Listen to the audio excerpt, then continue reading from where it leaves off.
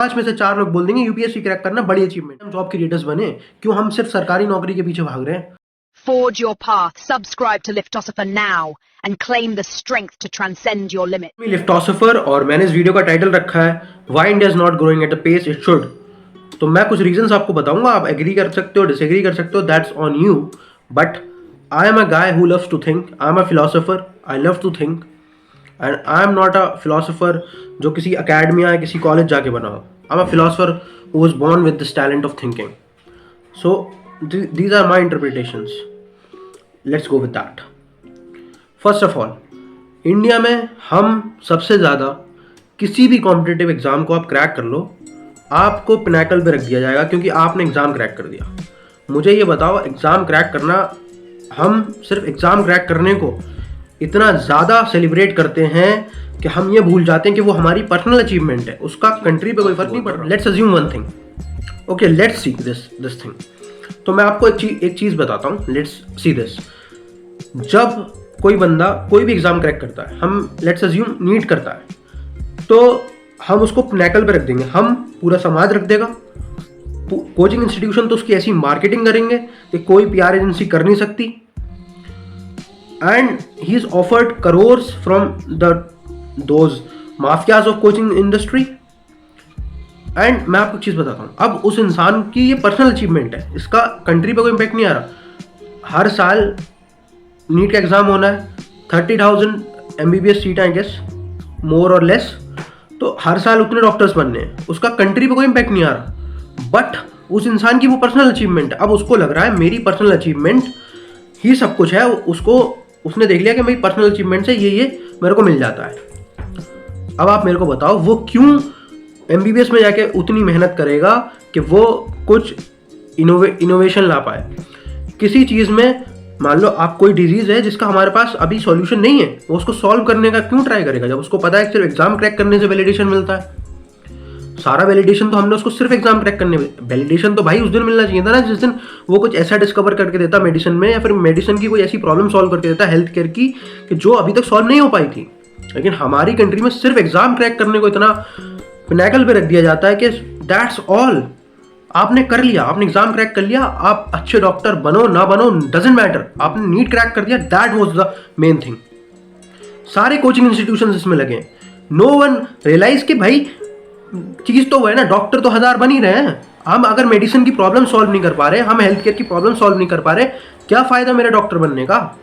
That's a point. And उसके बाद ये है कि कोई इंसान ही क्यों करे, क्योंकि उसको तो आपने वैलिडेशन सिर्फ एग्जाम क्रैक करने पे दे दिया। And the same goes with the UPSC and the civil services exam, वहाँ पर भी वही चीज़ है कि आप IAS बन गए, भाई साहब आप पिनैकल पे हो गए, आपसे बड़ा कोई नहीं है, अब आप सब कुछ हो। अरे किस बात का, जब तक वो करप्शन खत्म नहीं कर रहा, वहाँ का गवर्नेंस ठीक नहीं कर रहा, वहाँ के जो क्राइम्स हो रहे हैं उनको कम नहीं कर पा रहा, चीज़ें सॉल्व नहीं कर पा रहा, आप उसको किस बात का वैलिडेशन दे रहे हो भाई? और आपने एग्जाम क्रैक करने पे वैलिडेशन दे दिया, फिर वो क्यों करेगा? उसको तो पता है I am at the pinnacle, if just cracking NEET, cracking UPSC is the most important thing. Why would a person discover some solution in health care that doesn't exist for us now? Why there will be any innovation? Why there will be any sort of invention that could lead humanity to a better place? They won't be. And when this happens and the person, then there is this ideology also comes out there, that is कि अब भाई हम तो अब doctor बन चुके हैं, अब वो बहुत से लोग इस फील्ड में सिर्फ इसलिए भी आ रहे हैं क्योंकि उनको पैसा कमाना है, फेम कमाना है, इसी वे में उसको मार्केट करा जाता है। आप बहुत मैं नाम नहीं लूँगा किसी कोचिंग इंस्टीट्यूशन का यहाँ पर, लेकिन आप देख लो उनके हर साल रिजल्ट सेलिब्रेशन होते हैं और उसमें वो क्या करते हैं, फेम, मनी प्रॉमिस। मैंने उनकी कोचिंग क्लासेस अटेंड करी हैं, मैं 3 साल उस जर्नी में रहा हूँ, मुझे पता है क्या होता है। भाई साहब आपको एक एक चीज़ इस बात पर मोटिवेट करी जाती है कि आप तो समाज के पिनैकल पे हो गए जिस दिन आपने एग्जाम क्रैक कर दिया। आपके जो यार दोस्त हैं वो तो ज़मीन के टुकड़े हैं। ये सब आइडियोलॉजी चल रही होती हैं उन एरेनाज में। आप एक कंट्री के पार्ट हो, आप जब तक यहाँ पर कोलैबोरेटिव और साथ में मिलकर कुछ अचीव नहीं करोगे तब तक हमारी कंट्री आगे कैसे बढ़ जाएगी? किस पॉइंट ऑफ व्यू से यहाँ पे इन्वेंशंस होंगे, किस पॉइंट ऑफ व्यू से यहाँ पे कुछ नया बनेगा? आप सिर्फ एग्जाम क्रैक करने को ही हर चीज़ का पिनैकल रख दो। आप अभी मेरी बात पे गिनो, अभी आप 5 लोग पकड़ो अपने घर के बाहर जाके, उनसे पूछो सबसे बड़ी अचीवमेंट क्या है, आपको 5 में से 4 लोग बोल देंगे यूपीएससी क्रैक करना बड़ी अचीवमेंट है। भाई सिर्फ यूपीएससी क्रैक करने से कोई कंट्री ग्रो हो जाएगी? जब एक कंट्री के 90%, मेरे पास डेटा नहीं है, I am just throwing it out, कि भाई जहाँ पर 70-80% लोग एग्जाम क्रैक करने को सक्सेस मान रहे हैं, उस कंट्री की क्या ग्रोथ होगी, आप खुद सोच लो इस बात को। और दिक्कत इस बात से है कि ये कोचिंग इंस्टीट्यूशंस वाले जो जितने भी हैं सब इसको ऐसे फ्यूल अप करते हैं, क्योंकि इनका तो उससे बिजनेस चल रहा है। और जो आपके नाइव पेरेंट्स हैं वो इतने इनोसेंट, इतने नाइव है, मैं उनको कुछ बोल भी नहीं सकता कि भाई उनको लगता है कि this is the only success. Celebrate कर रहे हो या फिर बहुत ज़्यादा सक्सेस को ग्लोरीफाई कर दे रहे हो, जस्ट क्रैकिंग एग्जाम को आप ग्लोरीफाई कर दे रहे हो, मुझे उससे नहीं है दिक्कत। मुझे इस बात से है कि तब दिक्कत आती है जब आप फेलियर को शेमफुल बना देते हो। आप उन बच्चों को बता देते हो कि जिन्होंने एग्जाम क्रैक कर लिया वो पिनैकल पे है, तुम जमीन में हो। Cracking in IIT is more important. कोई इनोवेशन नहीं होनी चाहिए, बस तुमने एग्जाम क्रैक कर दिया वो बड़ी बात है। अब मुझे एक चीज़ बताओ, मैं आपको आप मैथमेटिक्स वगैरह सब आपके टीचर्स पढ़ाते हैं, मैं आपको एक मैथमेटिक्स एक कैलकुलेशन मैं करा देता हूँ। आओ देखो, एक एग्जाम में हम let's assume there is a gap of 1 year, ठीक है। 25 lakh aspirants are sitting in that exam, seats are 30,000।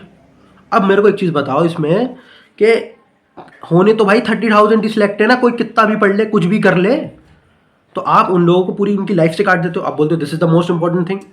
आप उनको ये मैथमेटिक्स क्यों नहीं बताते कि भाई तेरा हार्डवर्क है but there might be a chance तू 5 नंबर से रह जाए।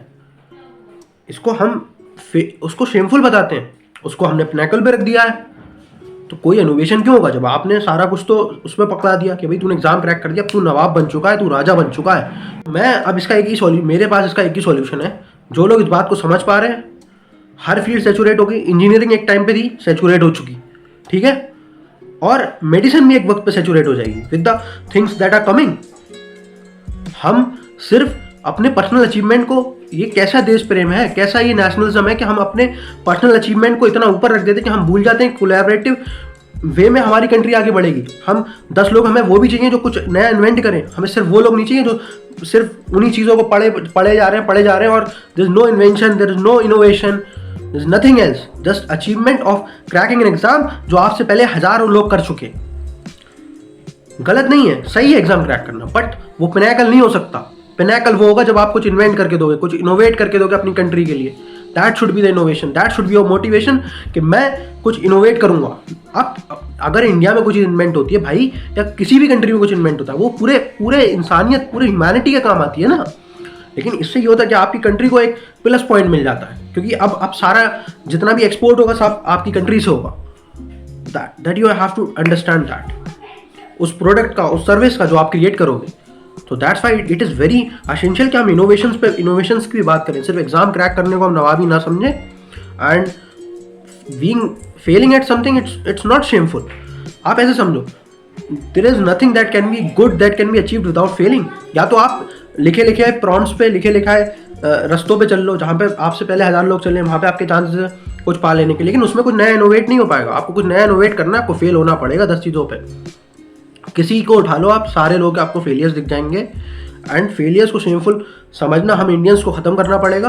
वी हैव टू, हमें शेम पता है किधर डालनी है? शेम तब डालनी है जब हम इनएक्शन की तरफ जा रहे हैं, कुछ काम ही नहीं कर रहे, जस्ट बिकॉज हम फेल हो जाएंगे।